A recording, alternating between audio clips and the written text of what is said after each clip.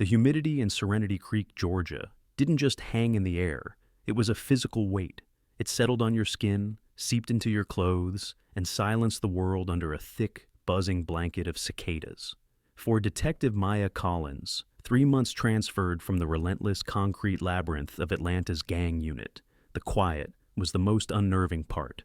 It was a loaded silence, the kind that came before a storm or a confession. Tonight, the storm broke. The call came at 2:47 a.m., a shrill digital scream that ripped Maya from a fitful sleep. The voice on the other end was a rookie, green and trembling. "Detective Collins, we have a 1057 at 112 Magnolia Lane. It's Officer Wallace, ma'am. Lena Wallace." The name hit Maya like a punch to the gut. Lena Wallace was more than just a 28-year veteran of the Serenity Creek PD.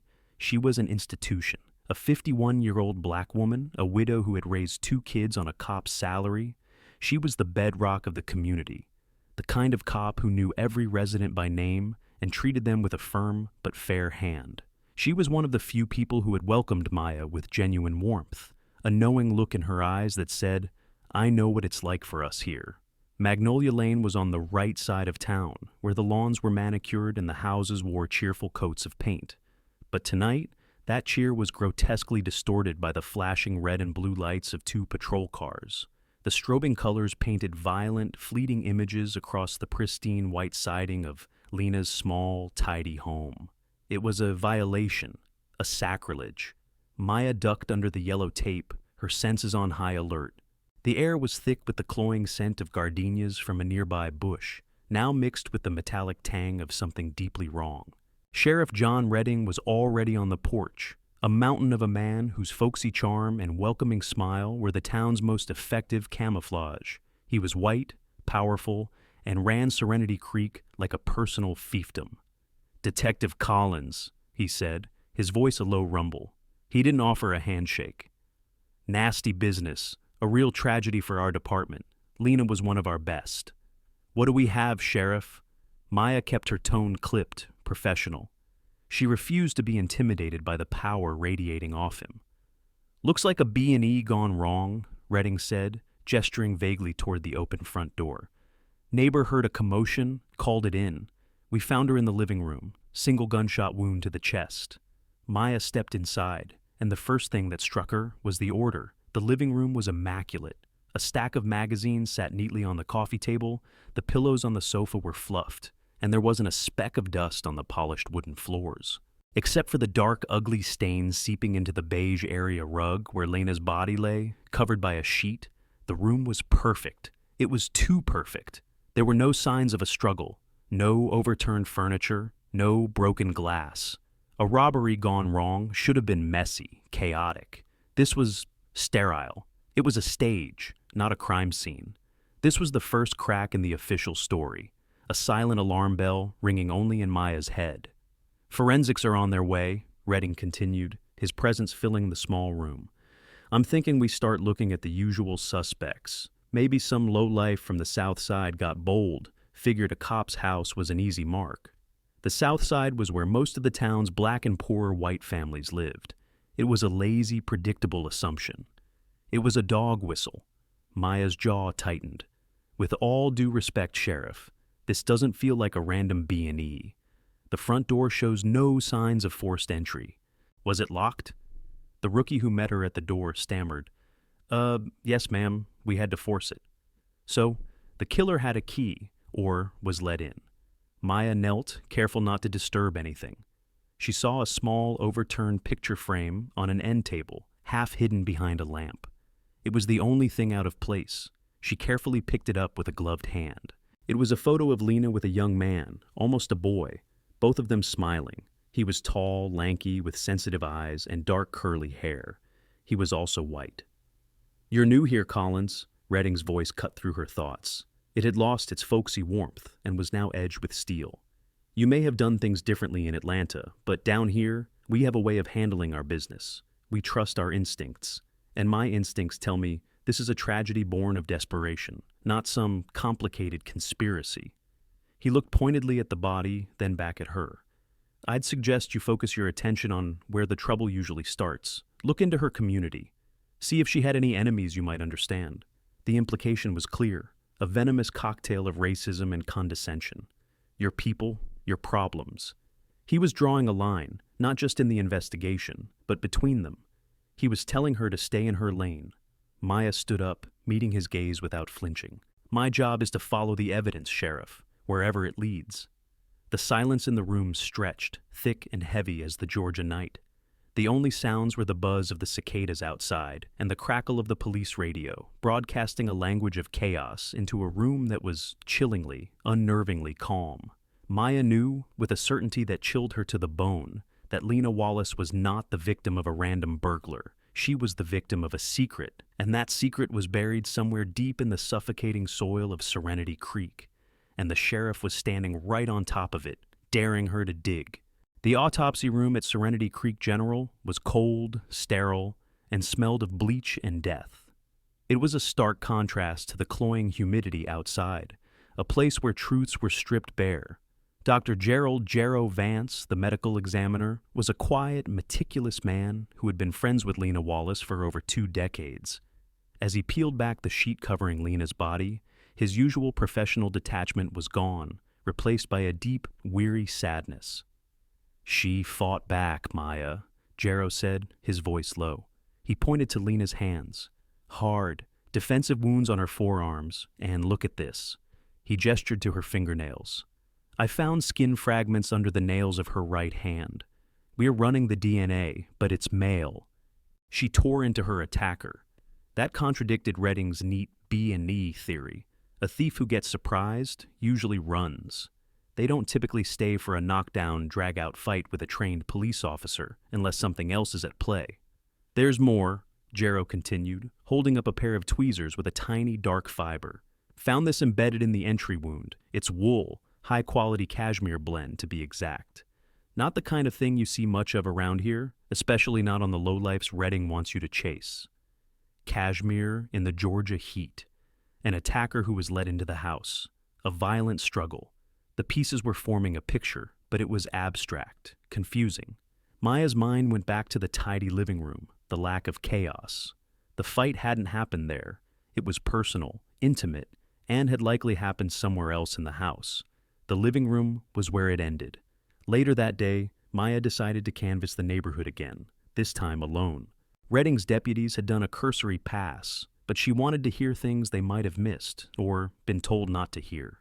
She found what she was looking for in Mildred Croft, the neighborhood watch captain and town gossip, who lived directly across the street from Lena. "Such a tragedy," Mildred said, fanning herself on her porch swing.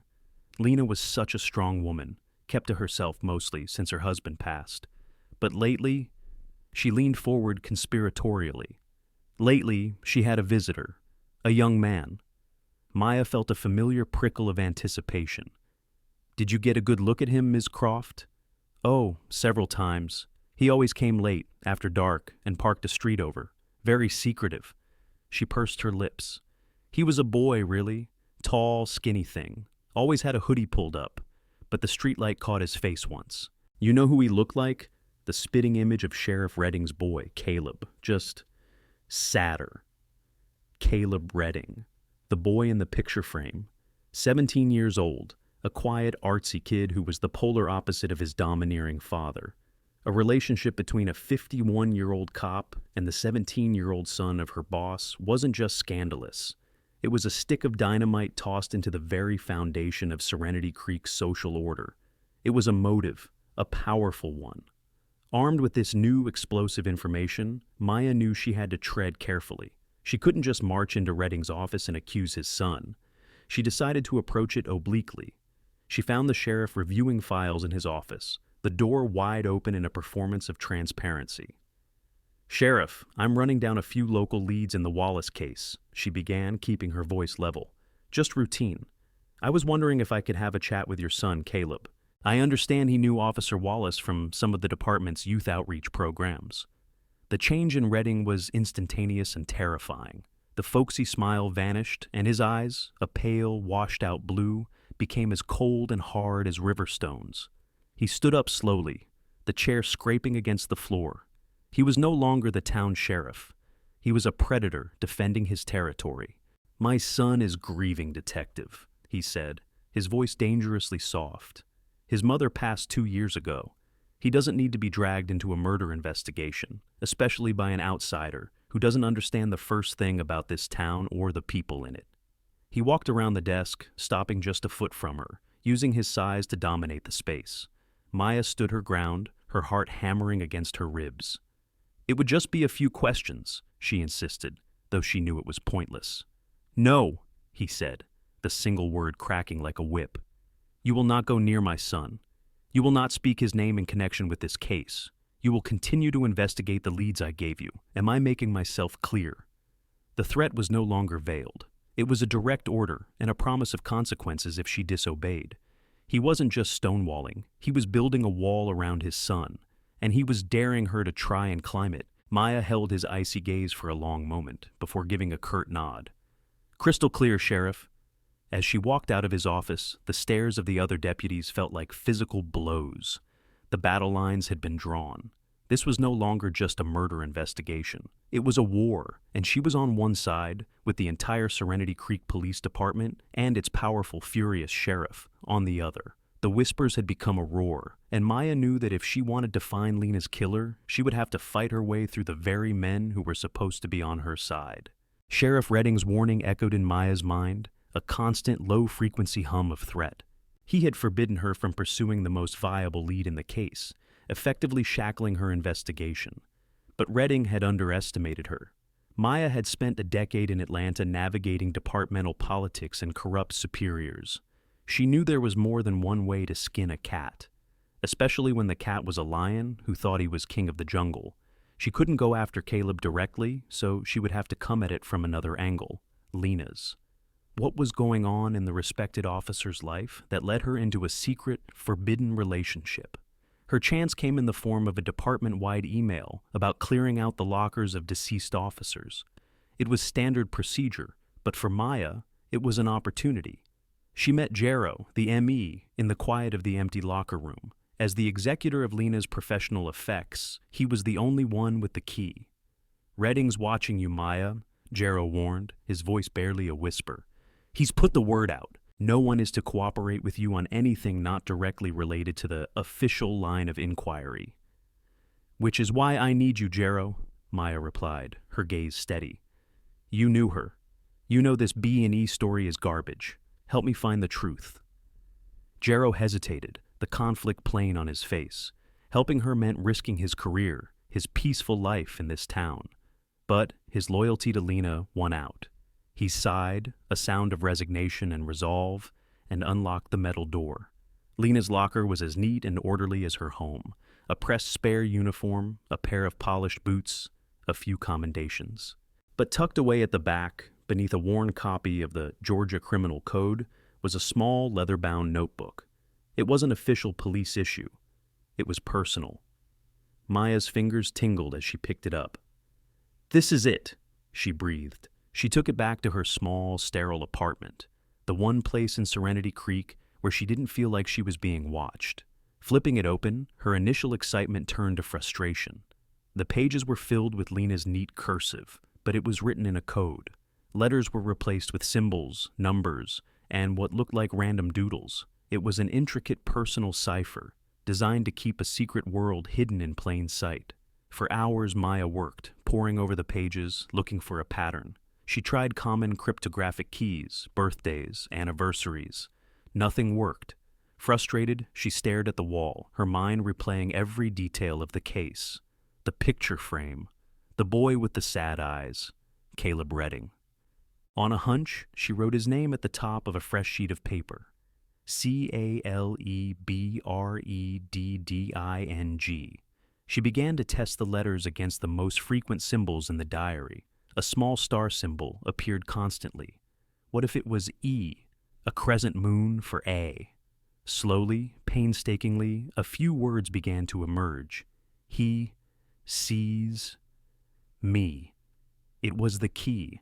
Lena had used the name of the boy she was in love with as the foundation for her secret language. The realization sent a shiver down Maya's spine. For the next several hours, she translated, and as she did, the story of Lena Wallace's last year of life unfolded. It began innocently. Caleb had been in a youth program Lena mentored. He was a sensitive, artistic soul trapped under the thumb of a father who wanted him to be a football player, a hunter, a man's man. Lena had seen his true self. She had encouraged his art, listened to his dreams. "He says I'm the only one who doesn't see him as the sheriff's son," one entry read. "He sees me not as a cop or a widow, but just as Lena. Is it so wrong to feel alive again?" The entries chronicled their growing affection, the stolen moments, the secret meetings. But as the months went on, a new, darker thread emerged: fear. JR is suspicious. He asked where Caleb was last Friday. "I saw the look in his eyes. He knows something is going on. He has a darkness in him that scares me. Caleb doesn't see it, but I do. I've seen it at the station for years." Then came the entry that made Maya's blood run cold. "I have to protect him, and myself. I've started putting together an insurance policy, a collection of JR's little secrets from over the years, the O'Malley case that vanished, the evidence from the Riverside drug bust that went missing. He thinks no one remembers, but I do. I write everything down. If he ever finds out about us, if he tries to hurt Caleb or ruin me, this will be my shield, or my sword." There it was, an insurance policy. Lena wasn't just a woman in love. She was a smart cop who knew exactly how dangerous her lover's father was. She was playing a high-stakes game of chess against the most powerful man in town. This diary wasn't just a love story, it was a confession and a battle plan. And its discovery meant the game was far from over. Maya closed the notebook, her heart pounding. Redding didn't just have a motive of anger or shame. He had a motive of self-preservation. Lena Wallace hadn't just been his son's lover. She was the one person in Serenity Creek who held the key to his destruction. And he knew it. The question now was, where was this insurance policy? And had Lena had a chance to use it before he silenced her forever? With the diary's contents burned into her brain, Maya felt a surge of adrenaline. She had the motive. She had the secret. Now she needed to find the insurance policy. But when she walked into the station the next morning, the temperature seemed to drop 20 degrees. The wall she'd felt Redding building was now complete, and it was made of solid, unyielding silence. Her requests for files on the old cases Lena mentioned in her diary were met with bureaucratic roadblocks. The O'Malley case file was in archives, a black hole from which nothing ever returned. The Riverside drug bust records were damaged in a water leak a few years back. Every door she tried to open was locked, and the keepers of the keys, her fellow officers, wouldn't even meet her eyes. The easy camaraderie of a police station had been replaced by a chilling, unified, cold shoulder. They had chosen their side. The racism, once a subtle undercurrent, now flowed openly. Deputy Miller, a burly, red-faced cop who was Redding's right-hand man, cornered her by the coffee machine. "You know, Collins," he said, stirring his coffee with deliberate slowness, "some folks are saying you're trying to stir up trouble where there ain't none. Chasing ghosts. Maybe things were simpler for you back in Atlanta. Might be best if you remembered you're just a visitor here." It wasn't a suggestion. It was a threat wrapped in southern pleasantries. "Go back where you came from." Maya simply stared at him, her expression unreadable, and walked away without a word, his smug chuckle following her down the hall. Her isolation was absolute. She was an army of one, conducting a covert war from her desk. She spent her days pretending to follow Redding's dead-end leads, interviewing known addicts and petty thieves on the South Side, while spending her nights poring over the diary, trying to decipher Lena's cryptic clues about where she might have hidden the files. The pressure was immense. She felt eyes on her everywhere she went, in the grocery store, at the gas station. Whispers followed her, the town's gossip mill churned by Redding's loyalists. The narrative was already being written. The outsider, the big city detective who was trying to smear the good name of their beloved sheriff to make a name for herself. One evening, feeling the weight of the entire town pressing down on her, she drove to Jero Vance's house. It was a risk, but he was the only person she could trust. She found him in his garden, tending to his prize-winning roses. "They're trying to break you," he said, not looking up from a rosebush he was pruning. "They're succeeding," Maya admitted, the confession costing her. I'm hitting brick walls everywhere. They've closed ranks. I have Lena's diary, Jero. I know she had dirt on Redding. She was using it to protect herself and Caleb, but I can't find it. Jero finally straightened up, wiping his hands on a rag. He looked at her, his eyes full of a weary understanding. He had lived in Serenity Creek his whole life. He knew how this worked. Lena was smart, he said quietly. She wouldn't have kept something that dangerous anywhere obvious. Not at her house, not at the station. She had a place she called her sanctuary. It was an old hunting cabin out by Miller's Pond that belongs to her family. Barely used it for years, but she always said it was the only place she could truly think. It was a long shot, but it was the only shot she had. Can you get me a key? Jero looked toward his house, where the lights glowed warmly, a beacon of the peaceful life he was putting at risk. He thought of Lena, of her laughter in the halls of the station, of her unwavering sense of right and wrong. A key won't be necessary, he said, a new resolve hardening his voice. The back window lock has been broken for years. I'll draw you a map, but you have to go at night, Maya, and you have to go alone. If Redding finds out I helped you. He didn't need to finish the sentence. As Maya drove away with the hand-drawn map on her passenger seat, she felt a sliver of hope cut through the suffocating loneliness. The wall of silence was still there, but Jero had just shown her a crack in it. It was a small, dangerous opening, but it was enough. She was no longer completely alone in her fight. She would go to the cabin, into the heart of Lena's sanctuary, hoping to find the sword the fallen officer had forged to protect herself. She could only pray it wasn't already too late. Part 5. Red Clay Scars. The road to Miller's Pond was a ribbon of cracked asphalt that quickly devolved into a rutted dirt track, swallowed by a tunnel of dense Georgia pines. The air grew cooler, thick with the scent of damp earth and decay. Maya parked her car half a mile from the cabin, cutting the engine and letting the oppressive silence of the woods close in around her.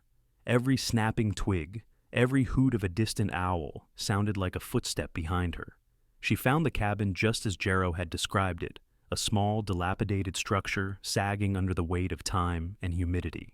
The broken window lock gave way with a soft groan. Inside, the air was stale, smelling of dust and mice. Using a small flashlight, she scanned the single room.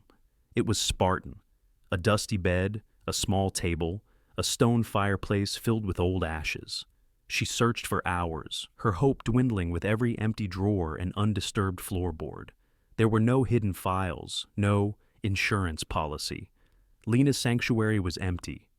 Defeated, she was about to leave when the beam of her flashlight caught something on the floor near the hearth, a small dark stain on the wooden planks.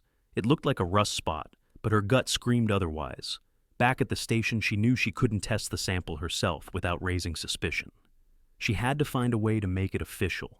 The diary had mentioned Lena and Caleb often met by the river, a quiet spot on the outskirts of town. It was a long shot, but it was the only pretext she had. Maybe the killer had discarded the weapon there. She put in a formal request for a K-9 unit to search the riverbank for the murder weapon. Redding couldn't plausibly deny it without looking like he was obstructing the investigation, but he did the next best thing. He assigned Deputy Miller and his German shepherd, Shadow, to the detail. Miller met her at the site, his contempt for her barely concealed. "Chasing shadows, Collins," he drawled, patting the powerful dog at his side. "There's nothing out here but mud and mosquitoes." "Just do the search, Miller," Maya said, her voice tight. Shadow was a magnificent animal, disciplined and focused. Miller gave the command, and the dog began to work, his nose to the ground, moving in a practiced grid pattern. For an hour they found nothing but rusted cans and driftwood. Miller was starting to look smug. "Told you, waste of time," he grunted. But then Shadow's posture changed. He became rigid, his tail straight, and let out a low whine. He veered away from the riverbank, toward a small thicket of trees where the ground was a mess of upturned red clay. "What's he got?" Maya asked, moving closer. "Probably just a dead raccoon," Miller scoffed, but he followed the dog. Shadow began to dig frantically at a specific spot, sending clumps of damp clay flying. "All right, boy, that's enough," Miller commanded, pulling the dog back. He knelt and started clearing the dirt away with his hands. A moment later, he froze. It wasn't a weapon, it was a small, tarnished silver box. Miller pried it open. Inside, nestled on a bed of faded velvet, was a simple silver ring engraved on the inside with two sets of initials, LW and CR. The air went still. It was a confirmation of everything Maya suspected, a tangible, heartbreaking piece of evidence of Lena and Caleb's secret love. It was something Caleb must have buried in their special place after her death, a private memorial. Miller stared at the ring, his smug expression gone, replaced by a flicker of confusion, of doubt.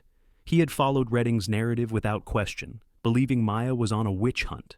But this felt real. It was a secret he couldn't deny. "It doesn't prove anything," he said, but his voice lacked conviction. He was looking at the ring, but he was seeing the sheriff's son. He was seeing a lie. They hadn't found the murder weapon, but they had unearthed something far more potent, the truth of the relationship. It was a small victory, but a crucial one.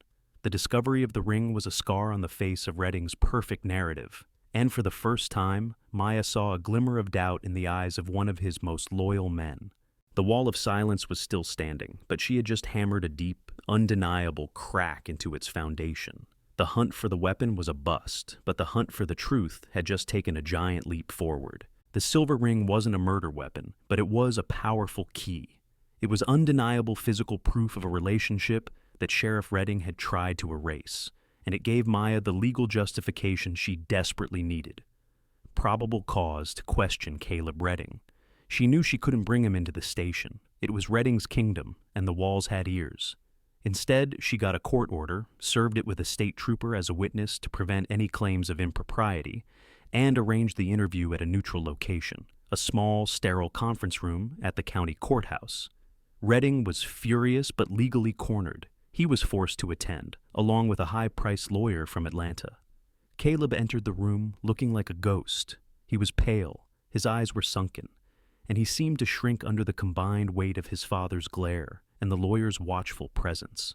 Maya knew that intimidation wouldn't work. She had to reach the grieving, frightened boy beneath the layers of fear. She began gently, placing the small evidence bag containing the ring on the table between them. "Caleb, I know this is hard. I'm not here to judge you. I'm here because I believe Lena deserves justice. This ring tells me you cared about her. I need you to tell me what she was afraid of." Redding started to interrupt. "My son will not answer." "I'll handle this, John," the lawyer said, placing a restraining hand on the sheriff's arm. Caleb stared at the ring, his lower lip trembling. He wouldn't look at his father. He wouldn't look at anyone. Maya pushed a bit harder, her voice soft but firm. "She loved you, Caleb. Her diary is full of it. It's also full of fear. She was afraid of your father." "That's a lie!" Redding roared, surging to his feet. "This is harassment." "Dad, stop," Caleb whispered, his voice barely audible. It was the first time he had spoken. The room fell silent. "Please, just stop." Maya leaned forward, her eyes locked on Caleb's. "What happened that night, Caleb? Tell me the truth." And then it all came pouring out.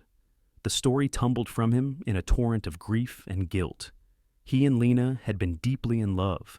They were planning to wait until his 18th birthday, just a few months away, to tell everyone and leave Serenity Creek together. But his father had found out. "He found a text on my phone," Caleb choked out, tears now streaming down his face. He went insane. He called her things, horrible things. He said she was a predator, that she was trying to destroy our family. On the night of the murder, Redding had confronted him. "He locked me in my room," Caleb said, his voice shaking. "Took my phone, my laptop. He said he was going to put an end to the filth. He left around 10 p.m. I tried to get out, but he'd wedged a chair under the doorknob from the outside." The lawyer was frantically trying to get Caleb to stop, but the dam had broken. "When did he come back?" Maya asked gently. "After midnight. I heard his truck in the driveway. I pretended to be asleep when he checked on me. He was different. Quiet. Too quiet." Caleb's eyes unfocused as he recalled the memory. "He went into his bathroom, and I heard the shower running for a long time. And his clothes. He'd been wearing his favorite khaki shirt when he left. When he walked past my door, I saw him carrying them to the laundry room. They were covered in mud, and the right sleeve was torn."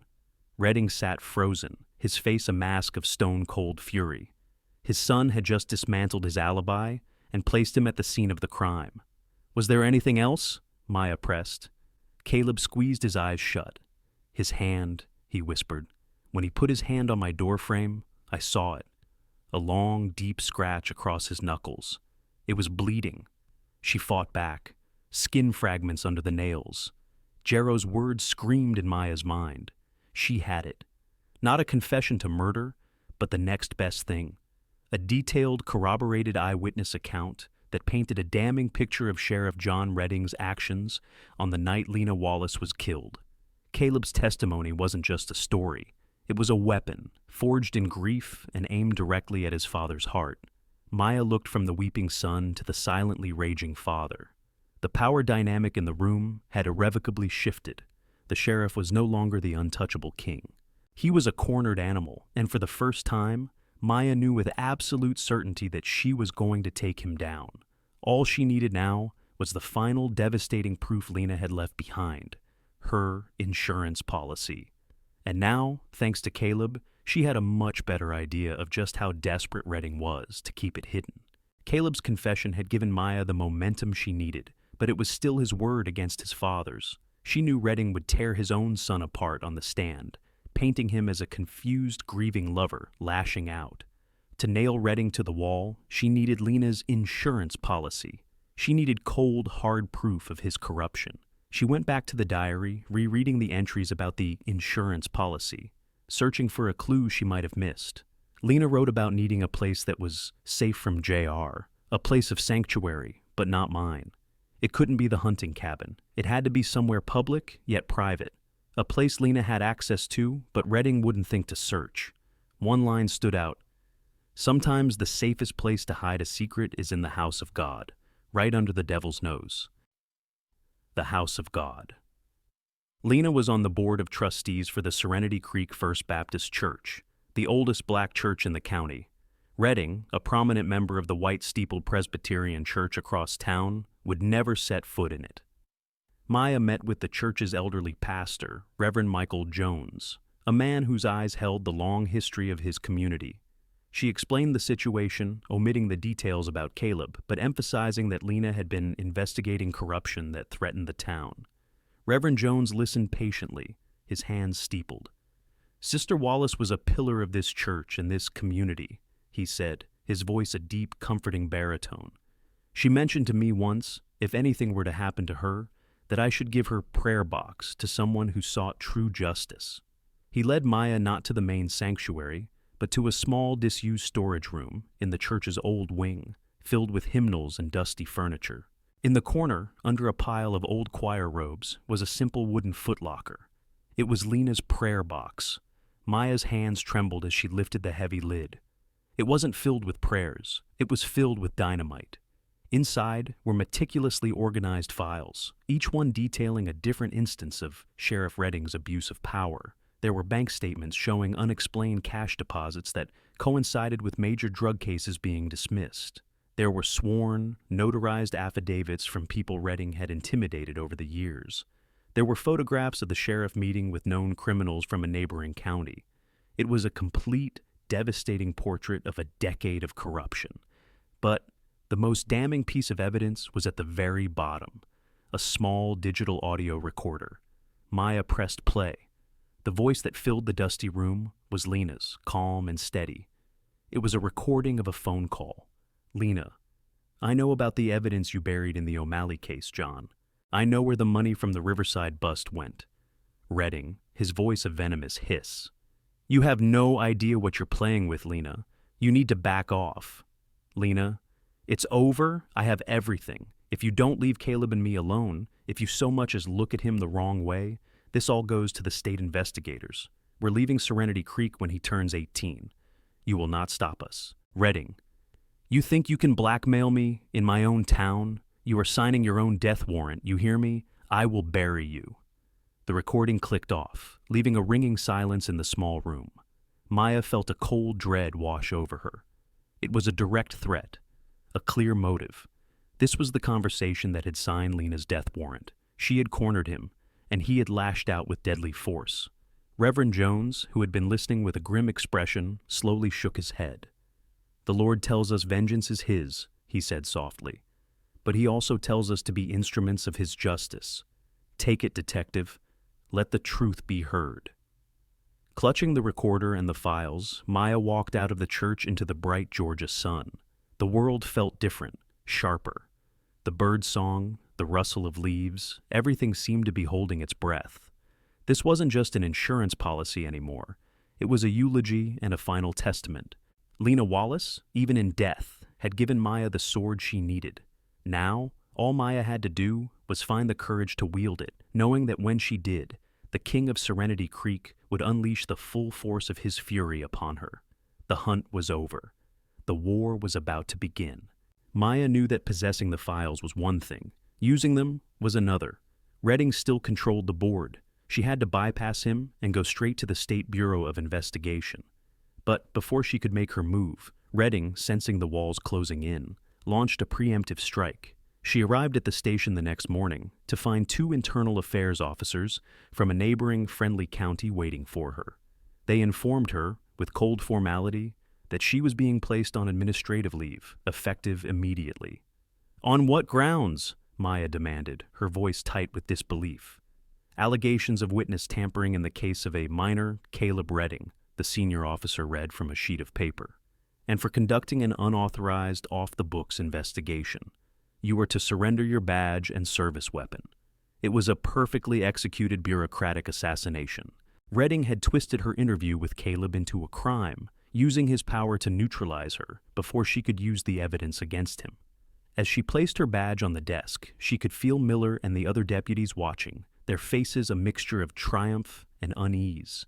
She was officially powerless, but Redding wasn't finished. He needed a suspect to close the case, a neat and tidy resolution to make the whole mess disappear. The next day, the front page of the Serenity Creek Chronicle announced a major break in the Lena Wallace case. A suspect was in custody. A young black man named Marcus Thorne, a kid from the South Side with a juvenile record for petty theft. The official story was that Thorne's fingerprints were found on Lena's back door, and that he had confessed to the robbery gone wrong. Maya knew it was a frame-up. Redding had found his scapegoat, playing on the town's latent racism to serve up an easy, believable villain. The real killer was busy orchestrating the cover-up from the sheriff's office. The injustice of it burned in her gut like acid. She wasn't just fighting for Lena anymore, she was fighting for Marcus Thorne too. Her suspension meant she was a civilian, but it didn't mean she was out of the fight. She worked from her apartment, using her personal laptop, to draft a report for the GBI, detailing everything she had found. She knew she had to be careful. Redding had eyes and ears everywhere. That night, she learned just how far he was willing to go. She was driving back from a late meeting with Jero, who was helping her authenticate the files, taking a dark 2-lane highway that cut through the swamplands outside of town. The road was empty, flanked by dark water and ancient cypress trees dripping with Spanish moss. A pair of headlights appeared in her rearview mirror, approaching fast. It was a large, lifted pickup truck, the kind that was ubiquitous in this part of the country. It tailgated her aggressively, its high beams burning into her mirror, blinding her. Maya's heart began to pound. She sped up, but the truck stayed glued to her bumper. Then, it swerved into the oncoming lane, pulling alongside her. For a terrifying moment, they were racing side by side on the narrow road. She couldn't see the driver behind the tinted windows. Suddenly, the truck swerved violently into her lane, ramming into the side of her sedan. The sound of crunching metal was deafening. Her car fishtailed wildly, the tires screaming on the asphalt. She fought the wheel, her knuckles white, trying to regain control. The truck hit her again, harder this time, sending her car spinning toward the shoulder, which dropped off into the dark, murky swamp water. With a final desperate wrench of the wheel, she managed to steer the car into a skid, coming to a screeching halt sideways in the road, just inches from the edge. The truck paused for a second, its engine a low growl, then accelerated, disappearing into the darkness. Maya sat in the ringing silence, her body trembling, the smell of burnt rubber and her own fear filling the car. The passenger side was crumpled, the window shattered. This wasn't a random road rage incident. It was a message from Redding, delivered with the subtlety of a sledgehammer. He wasn't just trying to ruin her career anymore. He was willing to put her in a grave. The game had changed. He had shown his hand, proving he was not just a corrupt cop, but a man with no limits, a man who would kill to protect his secrets. The fear was real, but beneath it, something harder began to form, a cold, unyielding rage. He had made a mistake. He hadn't silenced her. He had just made her more determined than ever to see him burn. The mangled wreckage of her car was a stark, physical reminder of Redding's message. Fear was a rational response. But Maya Collins had learned long ago in Atlanta that fear was a luxury she couldn't afford. It was fuel. Redding had tried to push her out of the game, so she would simply stop playing by his rules. She was suspended, a civilian. She had no authority, no resources. But she had the truth, and she had an unlikely developing ally. She found Deputy Miller at a diner on the edge of town, nursing a cup of coffee, looking like a man at war with his own conscience. The discovery of the ring and the subsequent frame-up of Marcus Thorne had clearly shaken him. "He's framing that kid, Miller," Maya said, sliding into the booth across from him. "You know it, I know it, and you know Redding's a killer." Miller didn't look at her. He stared into his coffee cup, as if it held all the answers. "Redding signs my paycheck, Collins. I got a family." "Lena Wallace was family too," Maya shot back. "She wore the same uniform you do. Redding isn't just a murderer. He's a cancer in your department. Are you going to let him cut you all down?" She told him about the attack on the highway, the truck trying to run her off the road. She saw a flicker of something in his eyes. Not just doubt, but disgust. He knew who was responsible. "What do you want from me?" he finally asked, his voice low. "I need the murder weapon," she said. Caleb said Redding came back with a torn sleeve and a bleeding hand. He had to have fought with Lena somewhere, and the weapon would have gotten bloody. He's too smart to keep it at his house. He dumped it. I need Shadow. It was a massive risk for Miller. Aiding a suspended detective on an unsanctioned search was career suicide, at best. At worst, it would make him Redding's next target. He was silent for a full minute. "One time," he said, finally meeting her gaze. "We do one search. If we don't find anything, you're on your own. We go tonight. Off the books, no radio." That night, under the cover of a moonless sky, they met at a discreet location. Miller had Shadow in the back of his personal truck. The dog whined, sensing the tension. "Where are we going?" Miller asked. "Redding's property backs up onto the old county drainage system," Maya said. "It's a network of concrete culverts and storm drains. If I wanted to get rid of something for good, that's where I'd put it." They parked a quarter-mile away and approached the area on foot, moving through the woods like ghosts. Shadow was a different animal now, no longer a tool of a dismissive deputy, but a partner in a clandestine hunt. Miller gave the dog a piece of cloth he'd discreetly retrieved from Redding's office laundry, a shirt carrying the sheriff's scent. "Seek Shadow," Miller commanded, his voice a tense whisper. The dog took off, his nose to the ground, a silent, four-legged missile. He led them through the thick underbrush to a large concrete storm drain, half hidden by overgrown weeds. It was dark, dank, and smelled of stagnant water and decay.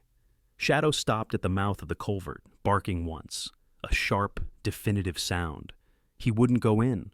"He's got something," Miller breathed, a new urgency in his voice. Maya took her flashlight and aimed the beam into the dark opening. Water trickled through the bottom, and the concrete walls were slick with algae. About 10 feet in, something glinted in the light. It was wedged against a grate designed to catch debris. Miller waded into the foul-smelling water without hesitation. He reached the grate and pulled the object free. He walked back into the dim light of the woods and opened his hand. Lying in his palm was a hunting knife, a heavy, stag-handled blade, the kind Redding was known for collecting. The blade was dark, stained with what looked like rust, but Maya knew it wasn't. Even after being washed by rain and time, the faint dark residue of dried blood was still visible in the etching near the hilt. It was the final piece, the missing link that connected the corrupt sheriff to the violent end of Lena Wallace's life. Miller stared at the knife, his face pale. The last of his loyalty to his boss evaporated in that moment, replaced by the grim certainty of betrayal. "My God," he whispered, "he really did it." They stood in the dark woods, the suspended detective and the rogue deputy, with the murder weapon in hand. They had no official authority, but they had something more powerful, undeniable proof. The hunt was over. Now came the reckoning. Holding the murder weapon changed everything. It was the physical evidence that corroborated Caleb's story and Lena's diary. But Maya knew she couldn't just walk into the Serenity Creek PD and slap it on the desk. Redding would make it disappear and bury her and Miller along with it. She had one move left, and it had to be decisive. Bypassing every local and county authority, Maya placed a call directly to the Georgia Bureau of Investigation's head office in Atlanta. She laid out everything she had: the coded diary, the financial records from the church, the audio recording of Redding's threat, Caleb's testimony, Miller's corroboration, and now the murder weapon. She didn't just give them a case, she gave them a conviction on a silver platter. The response was swift and overwhelming. Within hours, a convoy of unmarked GBI vehicles was descending on Serenity Creek. They didn't come to investigate. They came to execute a warrant. Maya and a now deputized Miller met the GBI team at the edge of town. The lead agent, a no-nonsense woman named Sharp, listened to their final briefing with grim focus. "You two did good work," she said. "Now, let us handle the sheriff." The raid on Redding's home was a quiet, professional affair. They hit it at dusk when he would be home from work. Maya and Miller stayed back, their presence no longer officially required, but viscerally necessary. They had to see this through. Redding was caught completely by surprise. When he opened his door to a team of state agents with a search warrant, his face for the first time showed a flicker of genuine shock, quickly replaced by his trademark arrogance. "You people have no jurisdiction here," he blustered. "I am the chief law enforcement officer in this county." "Not anymore, you're not, Sheriff," Agent Sharp replied coolly, handing him the warrant. "You have the right to remain silent. I strongly suggest you use it." The standoff happened in Redding's mahogany-paneled study, the heart of his power, now swarming with state agents. Redding stood by his desk, a caged lion, his eyes burning with a desperate, cornered fury. He saw Maya standing in the doorway, and his face twisted into a snarl. "You!" he spat. "The outsider! You did this! You turned my own son against me!" "Your son chose the truth," Maya said, her voice steady. "Something you know nothing about." The agents were methodical, bagging evidence. They found the torn, muddy khaki shirt from the night of the murder tucked away in a storage chest. In his safe, they found a collection of unregistered firearms and stacks of cash. The profits of his corruption. The final damning moment came from the one person Redding never thought would betray him. Caleb, who had been upstairs, came down, his face a mixture of terror and resolve. He walked past the agents and stood in front of his father. "They found the knife, didn't they?" Caleb asked, his voice shaking but clear. "The one from your collection, the one you were cleaning in the sink when you got home that night." Redding's face went white. It was a detail Caleb hadn't shared with Maya. A final, devastating piece of the puzzle. "You were on the phone," Caleb continued, the words spilling out as if he could no longer hold them in. "I heard you. You told someone the problem has been taken care of permanently. You were talking about Lena, weren't you?" It was over.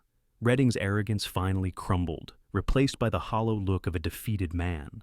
He stared at his son, not with anger, but with a strange, chilling emptiness. He had lost everything, not because of some outsider detective, but because the son he had tried to control had finally found his own voice. Agent Sharp stepped forward, handcuffs clicking open. "John Redding, you are under arrest for the murder of Officer Lena Wallace, for obstruction of justice, and multiple counts of racketeering." As they led him out of the house in handcuffs, the entire town seemed to be holding its breath. The flashing lights of the GBI vehicles threw long, dancing shadows, exposing the darkness that had festered for so long under the town's placid surface. Maya watched him go, feeling not triumph, but a profound, weary sense of release. The standoff wasn't just in the study. It had been a standoff for the soul of Serenity Creek. And tonight, for the first time in a long time, the side of justice had won. In the month following Sheriff Redding's arrest, the carefully constructed facade of Serenity Creek crumbled. The state's investigation, built on the foundation Lena had laid and Maya had unearthed, exposed a web of corruption that ran deeper than anyone had imagined. Several deputies were implicated, the district attorney was forced to resign, and the town was thrown into a painful but necessary period of reckoning. John Redding, facing an ironclad case and the testimony of his own son, took a plea deal. Life in prison without the possibility of parole. The scapegoat he'd chosen, Marcus Thorne, was exonerated and released, his name cleared of a crime he never committed. The state offered Maya the position of interim sheriff, tasking her with the monumental job of rebuilding the department from the ground up. It was a daunting challenge, but one she accepted. She owed it to Lena. She owed it to the town. The day after Redding's sentencing, Maya found herself standing in the quiet cemetery on the hill overlooking the town. The Georgia sun was warm on her back, and a gentle breeze rustled the leaves of the ancient oak trees. She wasn't alone.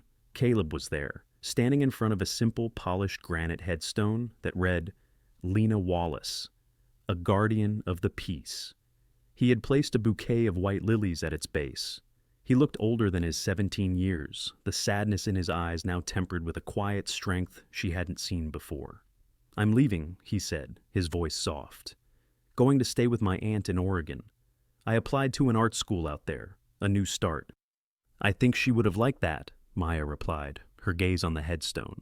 She wanted you to be who you were meant to be. She saw me, Caleb said, a tear tracing a path down his cheek. When no one else did, she saw me. I got so angry when I first suspected she was digging into my dad's business. I thought she was using me, but she wasn't. She was trying to build a world where we could just be. She was, Maya agreed.